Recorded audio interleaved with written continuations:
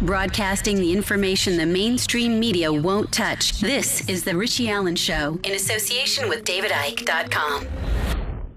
So, Benjamin Netanyahu is in Washington, D.C., the Israeli Prime Minister, and he's been chatting with Donald Trump in front of the assembled media.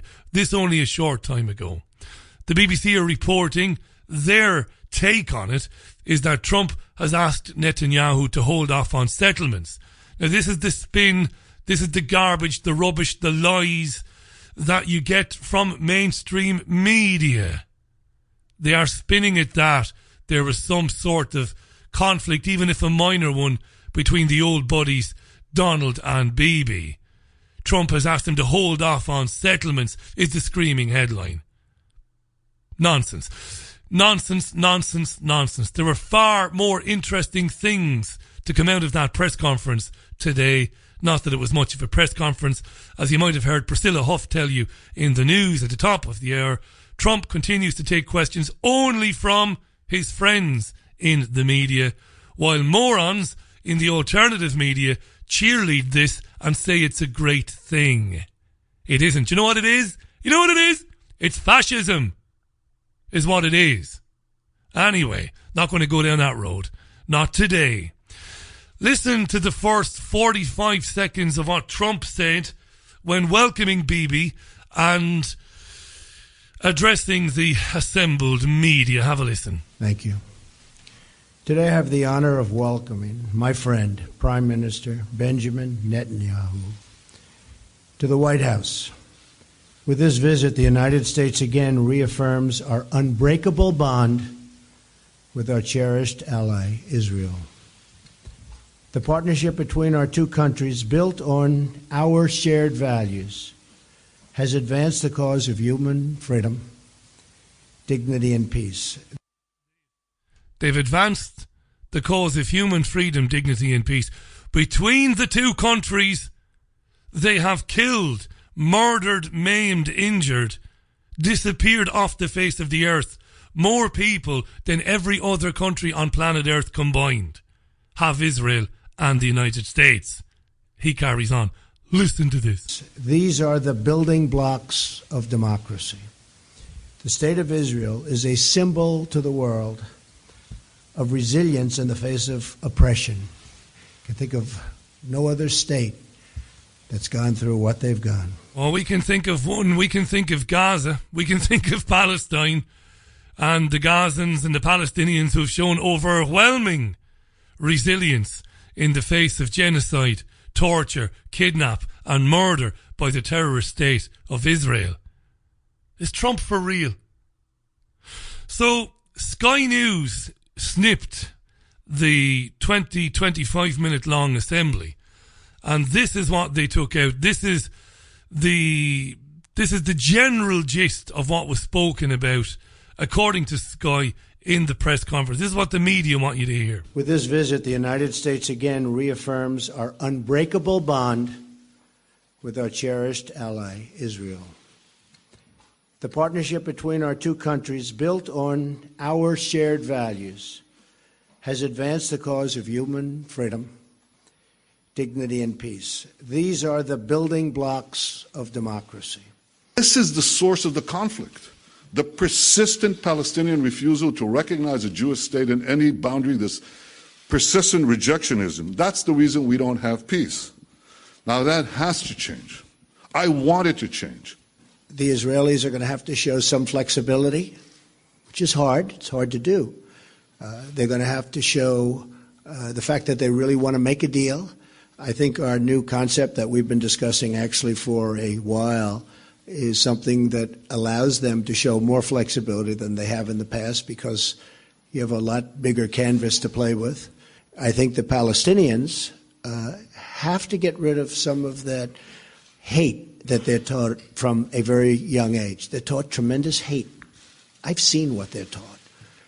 And you can talk about flexibility there too, but it starts at a very young age, and it starts in the schoolroom. That is what Sky News presented to its audience at 6 p.m. today after the press conference as the highlights. Netanyahu saying that for there to be any movement, the Palestinians must accept Israel's right to exist. And Trump saying that Palestinians are taught to hate Israelis from the time they are in school. This is what Sky News presented to you. It's as simple as this. There will be a peace process when the Palestinians accept Israel's right to exist, and Trump telling you that the Palestinians are full of hate. Now, I can tell you this. Even while I was on mainstream radio, I interviewed Palestinian men and women. I interviewed Palestinian men and women whom were living in Gaza. I've never been there. And I interviewed Palestinian men and women who had left Gaza and who lived in different parts of the world. You know what staggered me about Palestinians? And many journalists have said this. What staggered me is speaking to them at great length before interviews, after interviews, not just when you're on air, is the overwhelming lack of bitterness and hatred. The overwhelming lack of bitterness and hatred for the Israelis, despite what's been done to them. Nearly every Palestinian, to a man and woman whom I've met over the years, believes in the better nature of Israel and the Israelis, and believes that eventually common sense, decency, good and righteousness will prevail. I never met anybody who wanted to see the destruction of Israel, and I've interviewed dozens and dozens of them. Extraordinary bullshit being put out by Sky News today. Unbelievable nonsense. What they didn't play, and the soundbite from the conference that they won't be playing on their nightly news bulletins, is Benjamin Netanyahu ramping up the anti-Iranian rhetoric and telling a colossal lie without offering any proof of it. And that is that the Iranians inscribe in Hebrew on their missiles phrases like "wipe Israel off the map," which is reported in the Daily Mail last week. No proof offered again by anybody, not the Mail, not Benjamin Netanyahu. Listen to this crap from the Prime Minister of Israel, who, let's be honest, Benjamin Netanyahu is the most successful terrorist on planet Earth. You have to admire him, I suppose. This is him talking about Iran. President Trump has led a very important effort in the past few weeks, just coming into the presidency. He pointed out there are violations, Iranian violations on ballistic missile tests. By the way, these ballistic missiles are inscribed in Hebrew. Israel must be destroyed. The Iranian Foreign Minister Zarif said, well, our ballistic missiles are not intended against any country. No. They write on the missile in Hebrew, Israel must be destroyed. Garbage, garbage, garbage, garbage, garbage, lies, lies. Nobody has offered any proof of this. Nobody. Lies. And not a single member of the assembled press. But then again, how could they? How could they? Oh, they're crap anyway, Richie, you might say. They might be. But now you have Donald, the narcissist, chaos-creating lunatic president of America, not taking questions from anybody other than those people he's pre-approved. So nobody's going to question the lunatic Netanyahu on the dangerous and completely false claim that the Iranians are inscribing on their intercontinental ballistic missiles, "Destroy Israel." It's garbage. He continues. So challenging Iran on its violations of ballistic missiles, imposing sanctions on Hezbollah, preventing them, making them pay for the terrorism that they foment throughout the Middle East and beyond, well beyond. And I think that if we work together, and not just the United States and Israel, but so many others in the region who see eye to eye on the great magnitude and danger of the Iranian threat, then I think we can roll back Iran's aggression and danger. And that's something that is important for Israel, the Arab states, but I think it's vitally important for America. These guys are developing ICBMs They're developing, they want to get to a nuclear arsenal, not a bomb, 100 bombs. And they want to have the ability to launch them everywhere on Earth, and including, and especially, eventually, the United States. Absolute nonsense, no proof of that whatsoever. The last thing in the world the Islamic Republic of Iran wants to do is attack the United States or Israel or anybody else. Even if I was to be convinced that Iran harboured ambitions of developing a nuclear weapon, I would believe, not because I'm naive and because I hate the United States and because I hate Israel, I don't. I would believe that Iran was doing it because Israel has them. And of course Israel doesn't acknowledge that it has them, won't admit that it has them, but of course we know they do. So if Iran harboured any ambitions to make a bomb or 100 bombs, who could blame them? Who could blame them? Pakistan, India and Israel have the bomb. The lies told by these psychotic mass murderers. Not a whisper from the media assembled or the media reporting from thousands of miles away in London about these lies. Where are the foreign correspondents with the courage, with the balls, with the cojones to stand up and say, hang on a second, the Iranians they've never been interested in war or attacking anybody. Why are we hearing this now?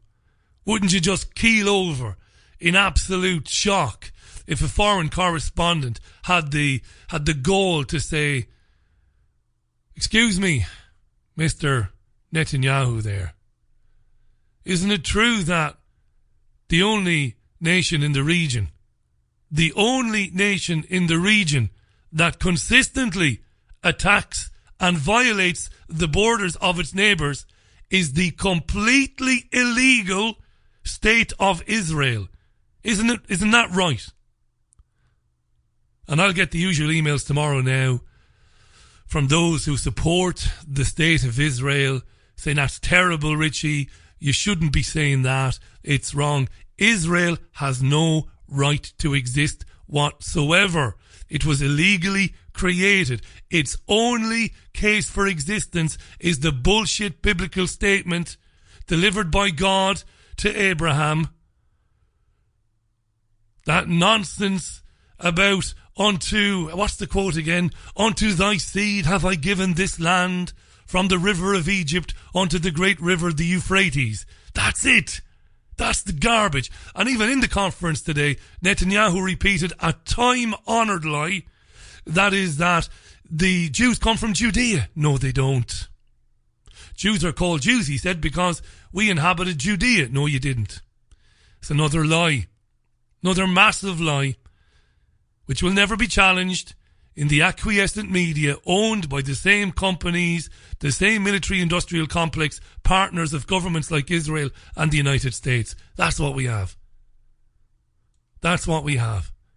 Two tyrants, Trump and Netanyahu, plotting today how to wind up Iran, how to build a consensus amongst the NATO partners. Now, I know Israel isn't part of NATO. How to get NATO and Western countries aligned to go after Iran next. That's why the lunatic one, the nutty one, is in Washington, D.C., and it ain't funny. It isn't funny. And those buffoons, those cretins in the independent media who scream about we must support Trump as he fills his cabinet with Zionists and Goldman Sachs bankers, as he lies blaming the media for the sacking of Michael Flynn when he sacked him himself and didn't back him, when he lies about going after paedophiles and warmongers and criminals like the Clintons and others, and doesn't. I don't want to hurt them. They're good people. They're good people. This is what you're dealing with.